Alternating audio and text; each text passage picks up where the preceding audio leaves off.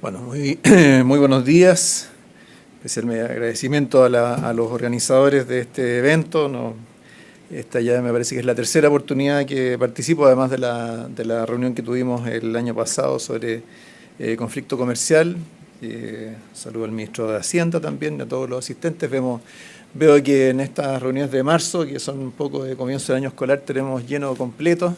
Así que creo que es una buena oportunidad para hacer un balance de qué es lo que hemos avanzado hasta ahora, cuáles son los desafíos que tenemos para adelante, y eso también, por supuesto, es relevante para la política monetaria y para el Banco Central.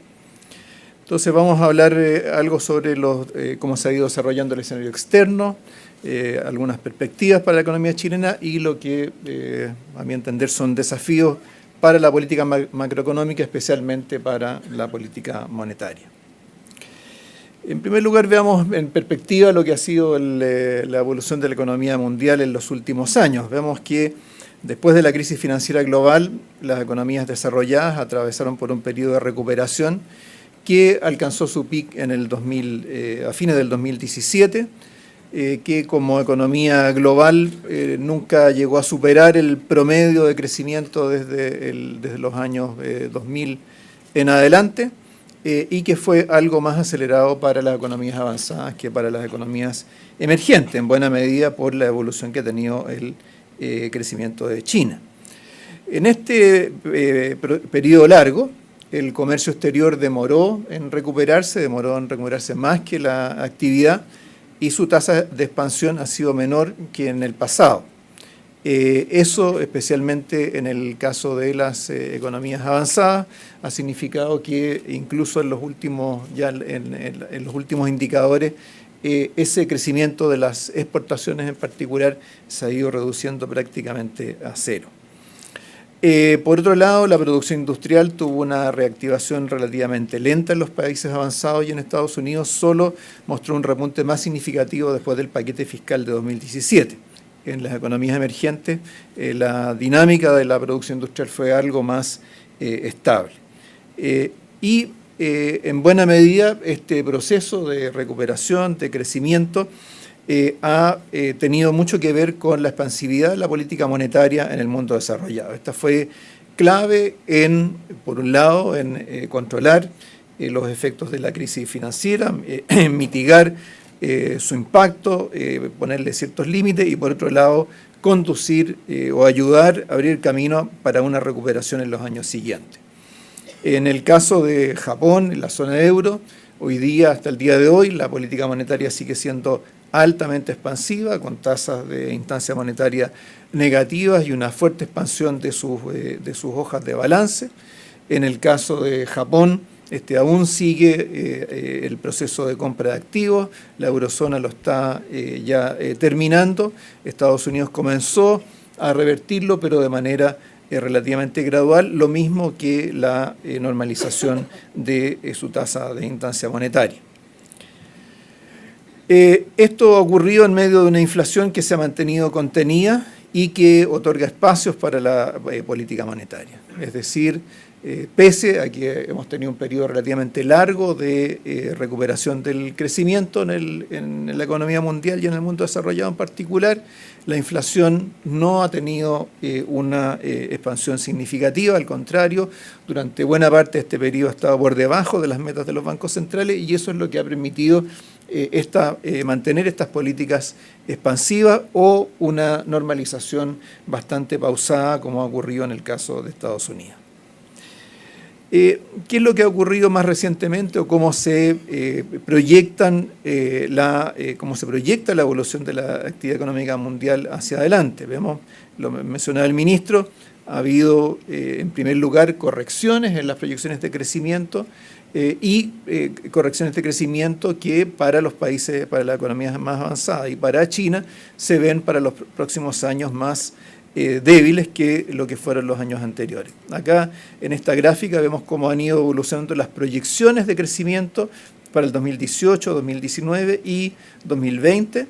Vemos cómo las expectativas para el crecimiento en el 2018 fueron mejorando desde el 2016 en adelante. En el caso de la zona euro, esa mejora fue muy importante, pero luego esas perspectivas se revirtieron y eso ha llevado a una corrección importante en las proyecciones de crecimiento para la zona euro en el 2018, pero también para el 2019. En el caso de China también fueron ajustándose las proyecciones al alza, pero para el 2019 ya estas también han tenido una cierta reversión, lo mismo que al poner todo esto junto, las proyecciones para la economía mundial. Entonces tenemos para los próximos años tasas de crecimiento algo menores que las que tuvimos en el 2018 y además esas tasas de crecimiento están siendo algo menores de lo que se esperaba hasta hace algún tiempo atrás. Esto en parte refleja la evolución de los datos efectivos de actividad, donde si bien se ha mantenido un mayor dinamismo para los datos de Estados Unidos, ha habido un deterioro más marcado para Europa, especialmente en los indicadores asociados al sector externo. En esta gráfica vemos la composición del crecimiento trimestral en Estados Unidos y en la zona de euro. Vemos cómo en Estados Unidos en particular el consumo ha hecho una contribución muy importante y bastante estable al crecimiento. En la zona de euro ha sido algo más mezclado entre consumo e inversión, pero justamente en el último tiempo se han comenzado a producir ajustes importantes y también a nivel de las exportaciones. Los indicadores, entonces, por un lado, en los últimos datos que tenemos para los países avanzados, vemos una cierta desaceleración, mucho más marcada para Europa que para Estados Unidos, pero luego cuando nos vamos a los indicadores asociados a expectativas, vemos que éstas se han deteriorado de forma más pronunciada para estos distintos grandes actores de la economía mundial. En el caso de Estados Unidos, de la zona euro y de China, tenemos en todos los casos en los últimos meses una caída en estos indicadores de expectativas de compras para la industria manufacturera y para los servicios. Y recordemos que este tipo de indicadores son un poco distintos de lo que nosotros acostumbramos a mirar aquí en Chile como indicadores de expectativas empresariales. Estos son los PMI, son expectativas de órdenes de compra. Es decir, es algo bastante más cercano a lo que son los planes de actividad de las compañías, más que una apreciación general sobre la situación sobre las perspectivas económicas. Entonces, estos son indicadores que van marcando probablemente lo que va a ser el comportamiento de las empresas en los próximos meses. Esto está también relacionado con un grado de incertidumbre en la economía mundial que ha sido importante, que particularmente en el ámbito de la política económica ha incrementado como incertidumbre. Eso se ve en la línea roja del gráfico de la izquierda. También los indicadores financieros señalan mayores niveles de incertidumbre que los que teníamos hasta hace algún tiempo. Y por otro lado, los análisis sobre la probabilidad de una recesión en Estados Unidos han ido mostrando un aumento de esa probabilidad. En general, estos no han llegado, lo vemos en los índices que están calculados, están graficados en el lado derecho de la lámina. Vemos aquí 3 indicadores que se han utilizado para este efecto. Vemos estos indicadores comparados con las áreas grises que corresponden a las recesiones en Estados Unidos y vemos que con distintos matices cada uno de ellos han ido apuntando hacia arriba, pero algunos no llegando todavía al umbral mínimo de recesiones pasadas en Estados Unidos. Es decir, nos estamos aproximando a una zona de peligro, pero certidumbre al respecto todavía es limitada. Pero esto refleja en buena medida uno de los elementos que se ha ido recogiendo en los mercados financieros y para la economía global. Si miramos más a fondo la experiencia de recesiones en Estados Unidos, esto está tomado en un informe de Goldman Sachs, vemos que si tomamos toda la experiencia del siglo XX en adelante, vemos algunos elementos comunes que han gatillado distintos episodios de recesión. Hemos tenido episodios de recesión que son típicamente propias de un ciclo de inventarios focalizados en el sector industrial. Todo eso más bien concentrado en la primera mitad del siglo XX. Tuvimos las crisis del petróleo por cambios abruptos de precios, recesiones gatilladas por aumentos de la inflación que han requerido una respuesta monetaria restrictiva, es el caso más común de recesiones en Estados Unidos, casos de recesión gatilladas por desequilibrios fiscales importantes, en general después de conflictos bélicos, y, por supuesto, crisis financieras, la más importante de las cuales es la que tuvimos en el año 2007-2008. Ahora, si comparamos estos distintos gatilladores o causantes de crisis, de recesiones en Estados Unidos, vemos que en general respecto de cada uno de ellos tenemos situaciones algo más favorables. En el caso del sector industrial ha habido cambios tecnológicos importantes, la logística, mucho mejor manejo de inventario y menor peso del sector industrial en el producto.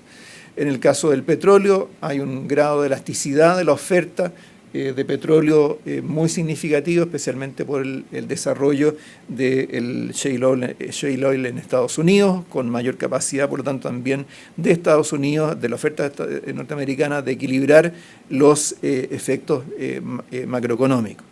En el caso de la inflación, hoy día observamos una curva de Phillips más plana, que ha limitado el traspaso de presiones en el mercado del trabajo a la inflación y también vemos expectativas mejor ancladas que lo que habíamos tenido en episodios anteriores.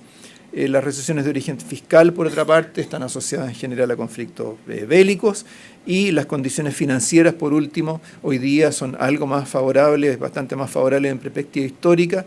Los bancos centrales han señalado mayor cautela en el manejo de su política monetaria y ha habido un fortalecimiento regulatorio en el sector financiero. Entonces, esto creo que es importante tenerlo a la vista junto con estos indicadores que sobre la base de la experiencia histórica han indicado probabilidad de recesión en Estados Unidos. Un elemento muy característico de este periodo ha sido la relación entre política monetaria e inflación. Entonces, cuando vemos periodos anteriores de normalización monetaria o de restricción monetaria importante, estos han ido en general asociados a niveles relativamente altos o aceleraciones rápidas de la inflación. En el caso de la gráfica de la derecha tenemos arriba graficados los indicadores de inflación subyacente para distintos episodios, ciclos restrictivos de política monetaria desde el año 94 en adelante. Entonces, vemos que de la mano de esto hemos tenido en este periodo un proceso de normalización monetaria bastante más gradual, reflejando estas menores presiones inflacionarias. En la gráfica de abajo está cómo se reflejó esta restricción monetaria sobre el comportamiento de la actividad económica. Todo esto está centrado en el momento en que comienza el proceso de normalización monetaria. Ese es el año cero, el trimestre cero en estas gráficas. Y junto con esto, además, hemos tenido que las expectativas de inflación para la inflación total se han moderado significativamente desde fines del año pasado por la caída de los precios del petróleo. No ha cambiado mucho las mediciones de inflación subyacente, pero sí las expectativas de inflación total, efectiva, han ido declinando de manera significativa por esta caída de los precios del petróleo. Por su parte, el clima de mayor incertidumbre económica ha provocado diversos episodios de aumentos significativos de percepción de riesgo global. Ahí tenemos graficado desde mediados del 2017 en adelante. Se observa el comportamiento en particular de los mercados de acciones a fines del año pasado, una corrección importante que luego tendió a revertirse desde fines de diciembre en adelante.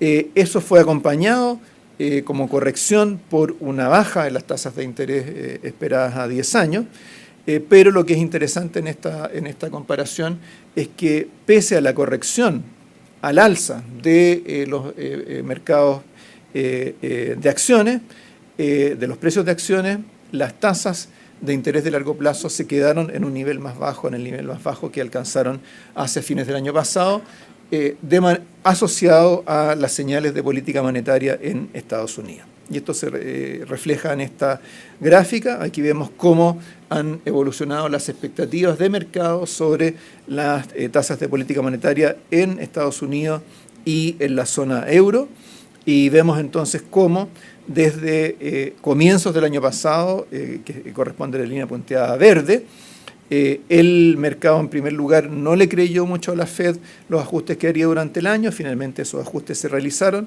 pero luego, especialmente después de las intervenciones del presidente de la Reserva Federal a fines del año pasado y con la reunión de política monetaria de diciembre, definitivamente ha habido un aplanamiento de las expectativas de tasa de interés en Estados Unidos.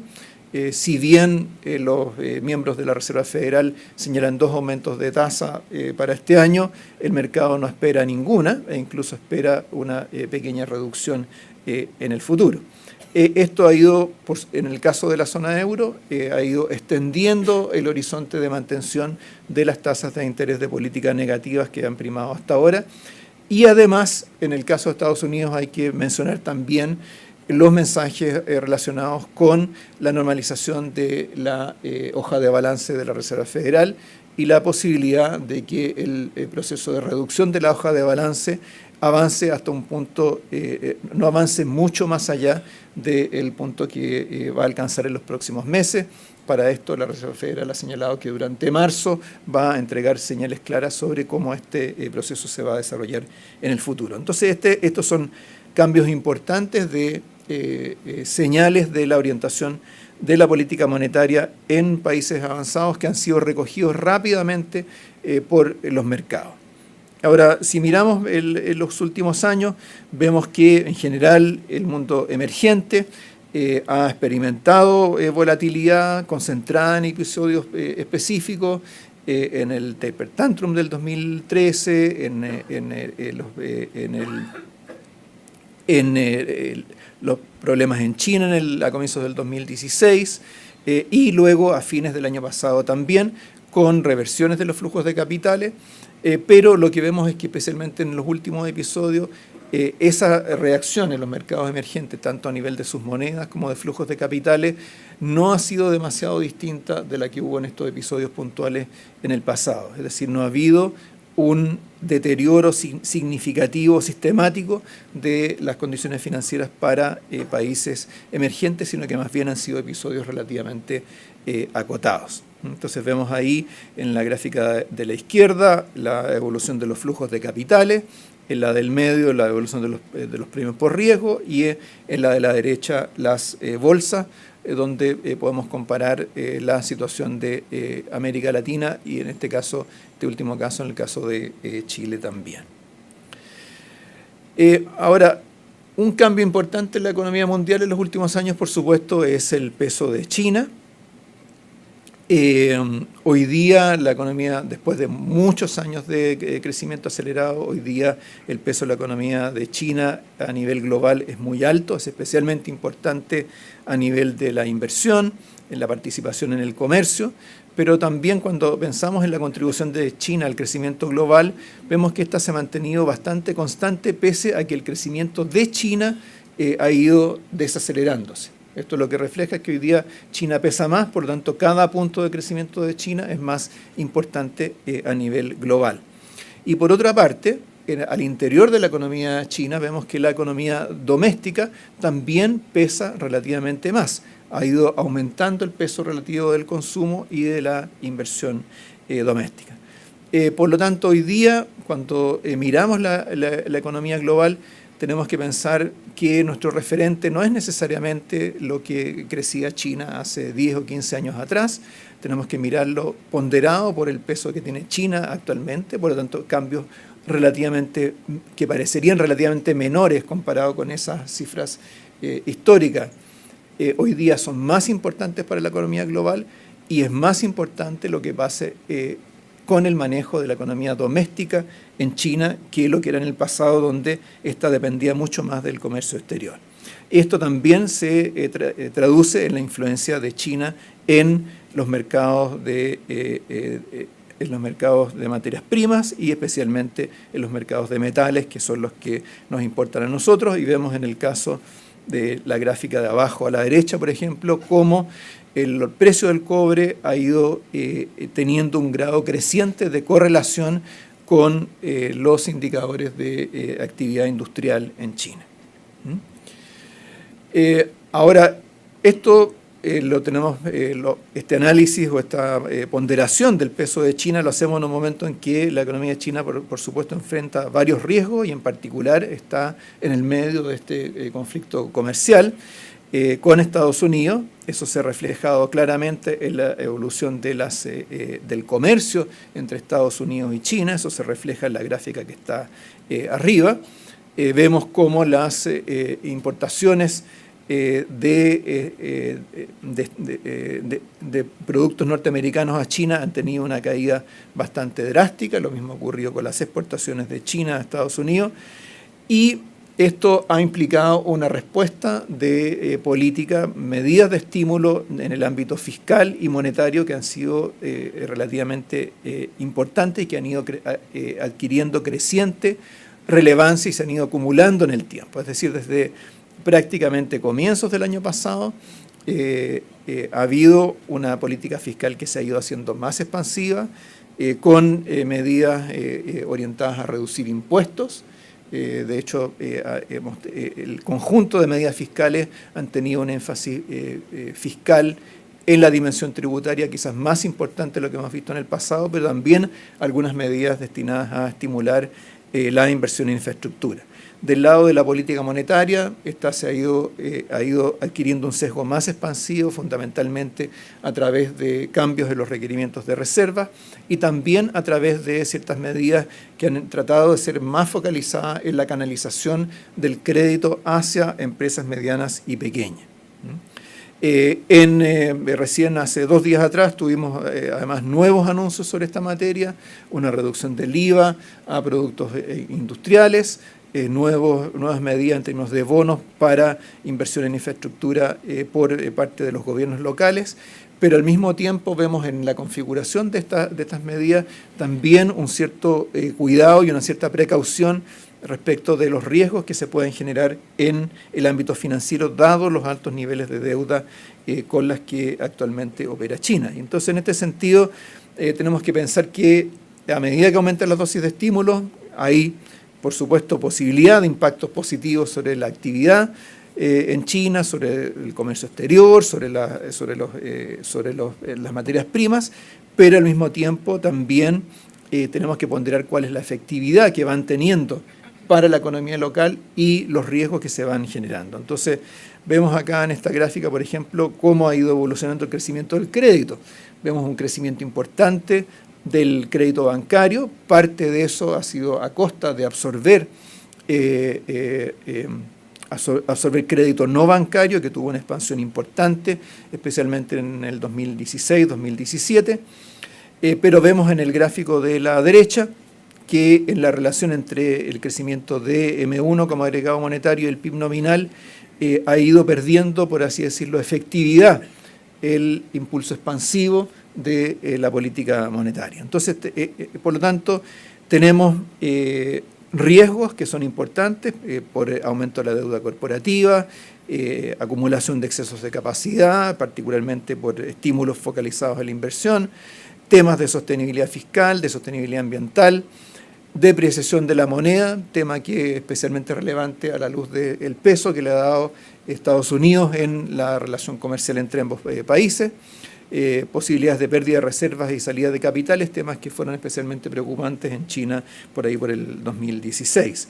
Y en términos de efectividad, tenemos del lado de la política fiscal un déficit fiscal que hoy día es más alto, y especialmente alto cuando se incorporan los déficits de los gobiernos locales, niveles de deuda que son mayores al tomar una visión más comprensiva del sector público, un sector inmobiliario que estaría menos disponible como instrumento de política y tasas de referencia a política monetaria en niveles relativamente bajos. Entonces, en resumen, tenemos que la recuperación de las economías desarrolladas alcanzó su pico hacia fines del 2017, desde entonces se ha producido una desaceleración gradual. La política monetaria ha jugado un papel importante en extender esta recuperación y ha mostrado también ciertas limitaciones o cierta sensibilidad en la etapa de normalización que en buena medida se ha reflejado en las decisiones recientes o en las orientaciones recientes que se han entregado especialmente en Estados Unidos. Entonces la economía mundial enfrenta una desaceleración en el 2019 y 2020, el ministro mostró los datos, producto de la evolución normal del ciclo económico global, pero también hay riesgos de que este comportamiento cíclico se vea afectado negativamente y esto se ilustra con algunos de los episodios de volatilidad que hemos tenido en los mercados financieros. Después de este último episodio de volatilidad de diciembre, las condiciones financieras globales se han vuelto algo más favorables. Esta es una variable que es importante que tengamos en cuenta para el caso de Chile, lo vamos a ver inmediatamente a continuación. Esto tiene que ver con el cambio de mensaje de la Reserva Federal que mencionaba recién, con señales de política más acomodaticia, tanto a nivel de tasas como de ajuste de su balance. Se han intensificado las medidas de reactivación en China. Esto también ha incidido sobre los mercados de materias primas y de metales en particular.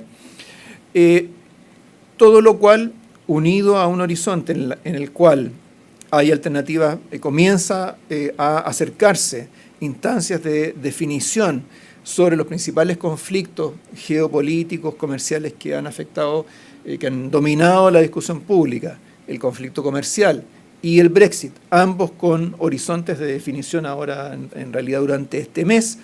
Todo esto, junto con las bajas presiones inflacionarias, eleva la probabilidad de un aterrizaje suave.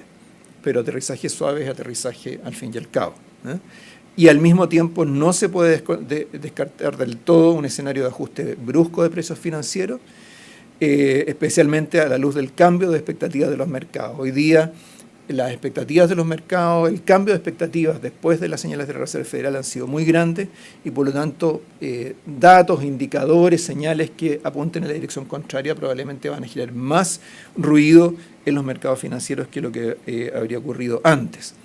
Al mismo tiempo se mantiene el debate sobre la probabilidad de una recesión en Estados Unidos. Entonces esto significa que en Chile tenemos que estar bien preparados para enfrentar escenarios de riesgo diversificados, algunos más negativos, algunos negativos en distintas dimensiones y también comienzan a aparecer algunos escenarios que podrían ser algo más positivos.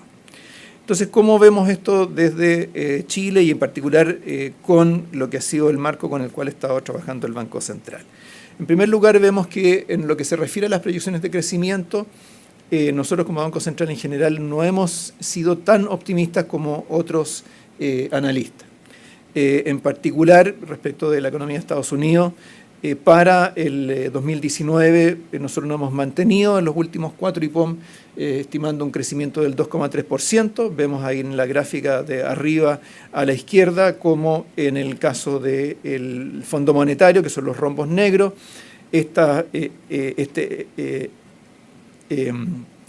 subió sus expectativas de crecimiento para Estados Unidos casi al 2,8% a mediados de año y luego las ha ajustado a la baja, pero hoy día, con las proyecciones actuales, hoy día todavía está por encima de lo que son las proyecciones que teníamos en nuestro último IPOM.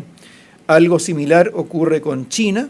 También nosotros hemos sido más moderados de nuestras expectativas de crecimiento y eso nos ubica más cerca de las cifras ajustadas que han tenido distintos analistas, distintas instituciones, pero donde sí tenemos se ha generado una diferencia negativa importante en el caso de la zona euro, porque esta ha tenido un ajuste mucho más drástico que lo que cualquiera habría esperado. Entonces, en este sentido, el panorama, cuando comparamos evolución de proyecciones de Fondo Monetario,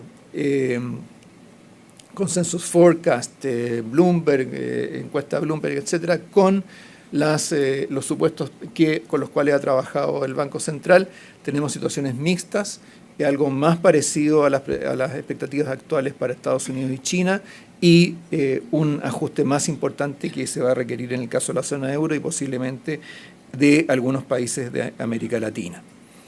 Del lado de los términos de intercambio, el precio del cobre y el petróleo han tenido alzas en lo más reciente.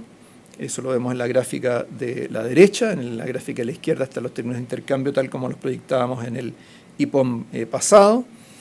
En relación al precio del cobre, el precio de los metales se ha visto favorecido por las señales de mejora del sector de la construcción en China y se ha sumado a las interpretaciones de mercado sobre la flexibilización de algunas restricciones ambientales en China.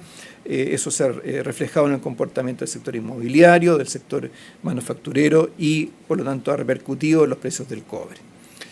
Los desarrollos externos del último tiempo han implicado, le han agregado volatilidad al tipo de cambio, pero pese a esa volatilidad, las exportaciones chilenas tuvieron un año bastante favorable, especialmente las exportaciones industriales, como se ve en la gráfica de la derecha. Mirando estos escenarios externos, escenarios alternativos, tenemos que, es importante que tengamos en cuenta dos cosas relevantes. En primer lugar, cuando miramos el caso de la recesión en Estados Unidos, dijimos las recesiones se producen por distintas causas históricamente. En el caso de Chile, cuando miramos cuáles son los factores externos que más golpean a la economía chilena, el que en general tiende a tener un impacto mayor es la evolución de los términos de intercambio. Los cambios en las condiciones financieras son relevantes, pero tienen una importancia relativamente menor en lo que ha sido la evolución de la economía chilena. Al mismo tiempo, la correlación de la actividad económica en Chile con las economías emergentes ha ido aumentando, especialmente por la influencia de China, mientras que la correlación con las economías avanzadas ha ido reduciéndose algo para Chile. Entonces, esto es importante porque cuando miramos escenarios alternativos hacia futuro, tenemos que estar claros de cuáles de ellos o cuáles variables son más relevantes para la economía chilena. Por otra parte, el marco de política económica, de política macroeconómica, se ha mostrado eficaz para enfrentar nuevas turbulencias externas. Esto ha quedado demostrado en los últimos 20 años. Y en esta gráfica lo que tratamos de reflejar es cómo nos comparamos hoy día con la situación que teníamos en 2007 y 2008. Y lo que vemos en estas distintas dimensiones que tienen que ver con la resiliencia de la economía chilena o la capacidad de respuesta de la economía chilena frente a shocks externos, vemos que el que ha tenido un empeoramiento claramente ha sido el de deuda pública. Hay menos espacio fiscal para responder a shocks externos, pero en el caso de la política monetaria tenemos la situación inversa. ¿Por qué? Porque en 2007-2008 teníamos inflación alta y por lo tanto los espacios para el manejo de la política monetaria podrían considerarse más limitados que lo que tenemos hoy día. Tenemos hoy día una situación similar en términos de reservas internacionales, incluyendo dentro del concepto de reserva o de activos financieros, reservas del Banco Central más fondos soberanos en relación a la deuda externa de corto plazo, excluida la deuda relacionada con inversión extranjera directa. Tenemos una situación similar. Por otro lado, el tamaño, la profundidad de nuestro mercado de capitales ha aumentado. Hoy día nuestro mercado de capitales es más profundo porque ha ido creciendo los fondos de pensiones en particular y hoy día nuestra exposición a los descalces cambiarios es menor que la que teníamos antes de la crisis financiera internacional. ¿Por qué? Porque las compañías están hoy día más calzadas, enfrentan menor riesgo financiero y porque también el fisco, mirado su balance en moneda extranjera, también hoy día es similar al que tenía balance activo y pasivo, similar al que tenía en aquella época. Por último, en el caso de los indicadores de fortaleza del sistema bancario, el índice de adecuación de capital es relativamente similar.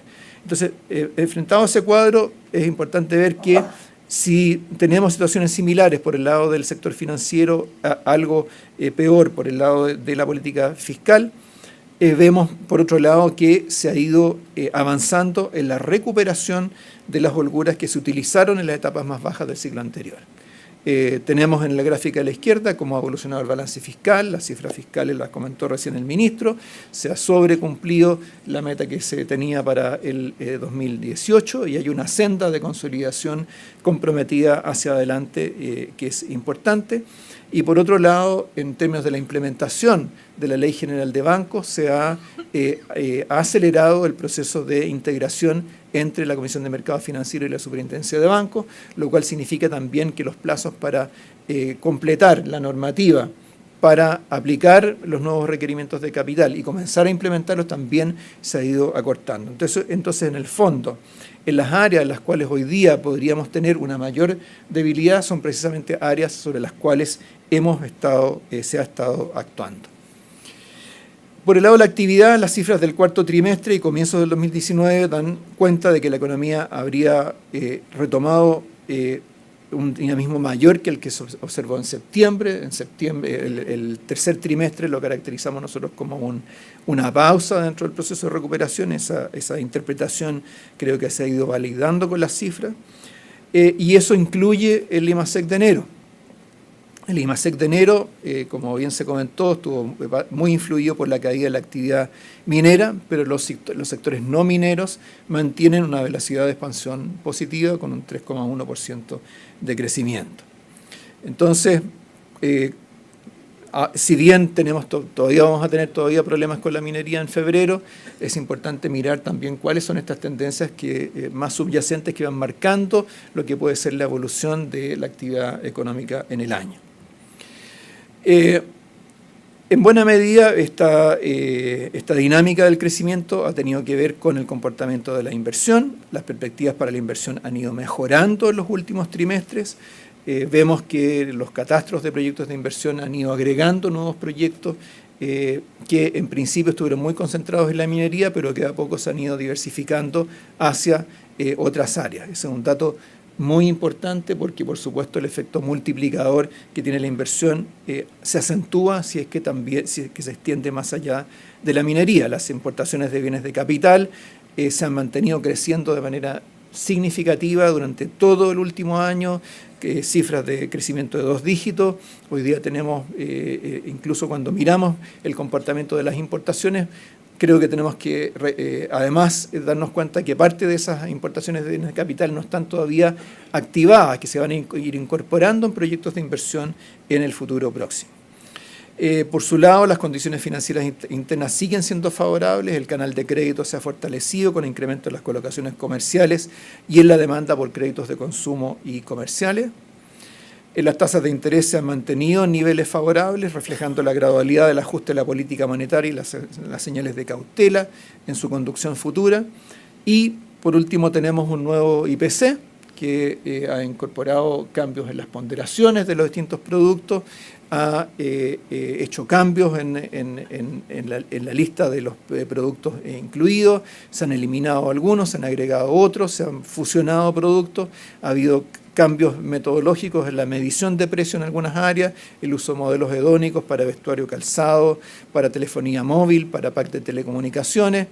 Se define un calendario de temporada por destino para el paquete turístico, que es un componente, un precio que tuvo gran volatilidad durante todo el año pasado. Se ha aumentado la frecuencia de recolección de datos de salud.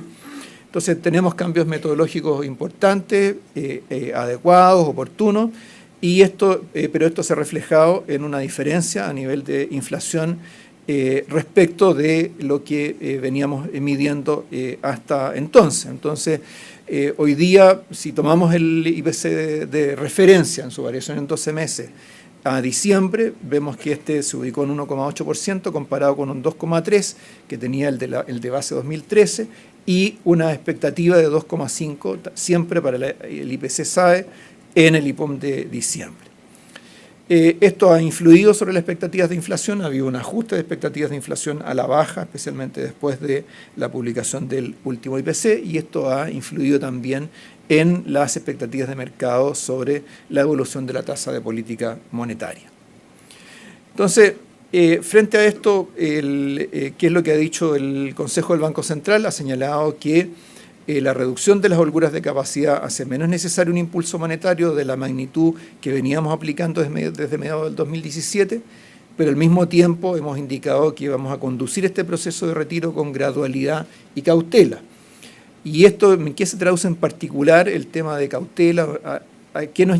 ¿Sobre qué nos lleva a poner foco, atención? Primero, sobre la evolución de las condiciones externas, perspectivas declinantes para el crecimiento mundial, ajustes más importantes en la zona de euro, como mencionaba aquí, pero también condiciones financieras más favorables.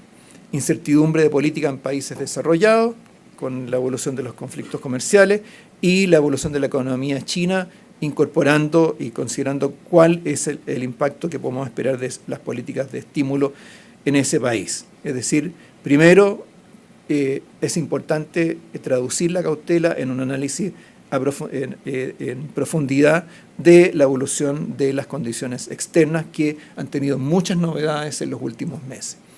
En segundo lugar, en la ponderación de las holguras de capacidad.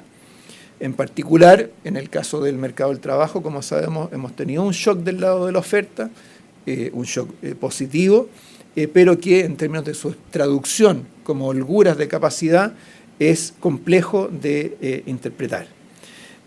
Al mismo tiempo, también es importante actualizar las medidas de producto tendencial, potencial y tasa de interés neutral. La evolución del mercado del trabajo es un insumo importante para ese análisis, para ponderar, para calibrar las holguras de capacidad de la economía chilena y sus implicancias para la evolución de la inflación y de la respuesta política monetaria. Y finalmente la dinámica de la inflación, con diferencias iniciales, la tasa de inflación por cambio del IPC y por dinámica de precios a mediano plazo.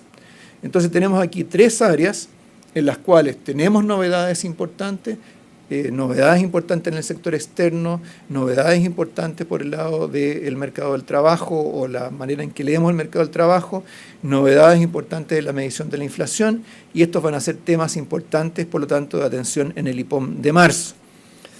Al mismo tiempo, dada la relevancia de los parámetros más estructurales que sirven de referencia para calibrar la política monetaria, también esta estimación de parámetros estructurales que normalmente habríamos hecho en septiembre con el IPOM de septiembre, lo vamos a adelantar para el IPOM de junio. De manera de descongestionar por un lado septiembre, pero por otro lado tener una visión más inmediata o más pronta de cómo han ido evolucionando estos parámetros estructurales, incluyendo, como se señala ahí, la tasa de interés neutral, que es aquella a la cual debemos ir convergiendo en el mediano plazo. Entonces tenemos datos relevantes que el Banco Central, que el Consejo del Banco Central va a ponderar con particular atención en la preparación del IPOM de marzo y también traduciéndolo en el anticipo, en la estimación de estos parámetros estructurales respecto de lo que teníamos originalmente programado. Entonces, en resumen, después de la pausa del tercer trimestre, la economía ha retomado un mayor dinamismo, la inversión ha sido un motor importante de crecimiento, las expectativas de inflación se han moderado, especialmente después de la publicación del nuevo IPC.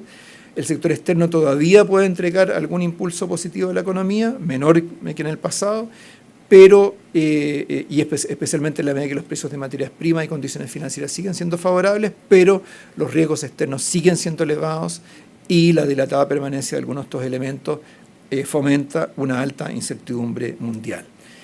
En esta circunstancia, entonces, ¿cuáles son nuestros desafíos? Nuestros desafíos desde el lado de la política macroeconómica son, en primer lugar, un desafío importante que no corresponde tanto al Banco Central, pero se ha conversado mucho, estuvo muy presente en la presentación del ministro, el dinamismo de la inversión como motor del crecimiento. Tenemos proyectos importantes en carpeta que van avanzando y que es importante que se vayan materializando y se vayan diversificando en la economía.